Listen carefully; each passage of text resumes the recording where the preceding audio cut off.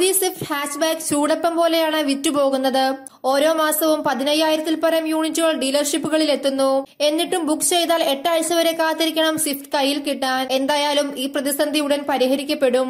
പുതിയ സ്വിഫ്റ്റിനെ ഗുജറാത്തിലെ സാനന്ദ്ശാലയിൽ നിന്നും പുറത്തിറക്കാൻ മാരുതി സുസുക്കി ആരംഭിച്ചിരിക്കുകയാണ്.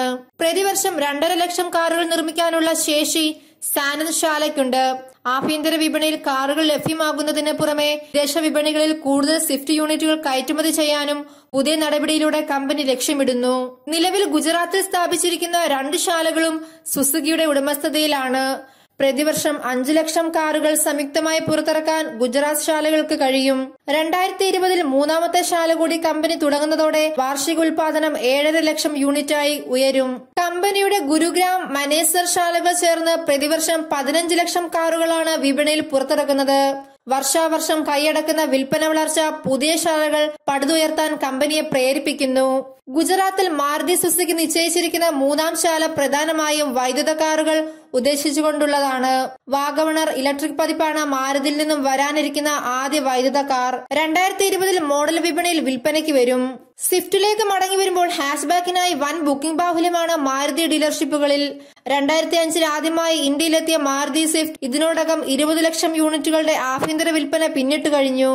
വിപണിയിൽ ഏറ്റവും അധികം വിൽക്കപ്പെടുന്ന ആദ്യ 5 കാറുകളിലെ സ്ഥിരപ്രതിഷ്ഠയായി മാരുതി സ്വിഫ്റ്റ് തുടരാൻ തുടങ്ങിയിട്ട് 1 പതിറ്റാണ്ടിലേറെയാവുന്നു.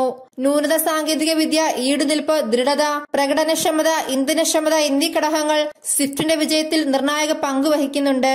ബലേനോ, ഇഗ്നിസ്, ഡിസൈർ മോഡലുകൾ പുറത്തു വരുന്ന ഹാർടെക് അടിത്തറയാണ് പുതുതലമുറ സ്വിഫ്റ്റും ഉപയോഗിക്കുന്നത്. ഭാരം കുറഞ്ഞ എന്നാൽ ദൃഢതയുമുള്ള സുസുക്കിയുടെ ഹാർടെക് അടിത്തറ പുതിയ സ്വിഫ്റ്റിന്റെ ആകാരയളവ് കൂട്ടി. മുൻ മോഡലുകളെ അപേക്ഷിച്ച് വിശാലമായ അകത്തളമാണ് പുതുതലമുറ സ്വിഫ്റ്റ് സമർപ്പിക്കുന്നത്. സുരക്ഷയിലും ഹാച്ച്ബാക്ക് പതിയെ പുരോഗമിക്കുകയാണെന്ന് അടുത്തിടെ നടന്ന ഗ്ലോബൽ NCAP ക്രാഷ് ടെസ്റ്റ് ഫലം വെളിപ്പെടുത്തുന്നു. മുൻപ് 2014-ൽ 1 സ്റ്റാർ പോലും നേടാൻ കഴിയാതെയായിരുന്നു സ്വിഫ്റ്റ്.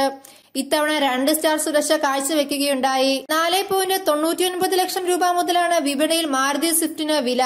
ഏറ്റവും ഉയർന്ന സ്വിഫ്റ്റ് ഡീസൽ മോഡൽ 8.29 ലക്ഷം രൂപയ്ക്ക് വിൽപ്പനയ്ക്ക് വരുന്നു. ആകെ മുഴുവൻ 12 വകഭേദങ്ങളുണ്ട് പുതിയ സ്വിഫ്റ്റിൽ. 6 പെട്രോൾ, 6 ഡീസൽ മോഡലുകൾ ഇതിൽപ്പെടും.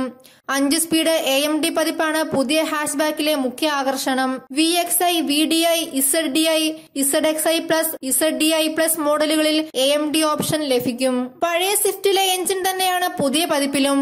83 bhp കരുത്തും 115 Nm ടോർക്കും സ്വിഫ്റ്റിലെ 1.2 ലിറ്റർ നാച്ചുറൽ ആസ്പിരേറ്റഡ് എഞ്ചിൻ സൃഷ്ടിക്കും. ഡീസൽ മോഡലുള്ള 1.3 ലിറ്റർ ടർബോ എഞ്ചിന് 74 bhp കരുത്തും 190 Nm ടോർക്കും പരമാവധിയുണ്ട്. 5 സ്പീഡ് മാനുവൽ ഗിയർബോക്സ് സ്വിഫ്റ്റ് മോഡലുകളിലെ അടിസ്ഥാന ഫീച്ചറാണ്. ഇരട്ട മുൻ എയർബാഗുകൾ, EBD-ക്കൊപ്പമുള്ള ABS, ഐസോഫിക്സ് ചൈൽഡ് സീറ്റ് മൗണ്ടുകൾ എന്നിവ സ്വിഫ്റ്റിൽ യാത്രക്കാരുടെ സുരക്ഷയ്ക്കായുണ്ട്. വിപണിയിൽ Hyundai Grand, i10, Ford Figo, Nissan Micra എന്നിവരുമായാണ് മാരുതി സുസുക്കി സ്വിഫ്റ്റിന്റെ മത്സരം.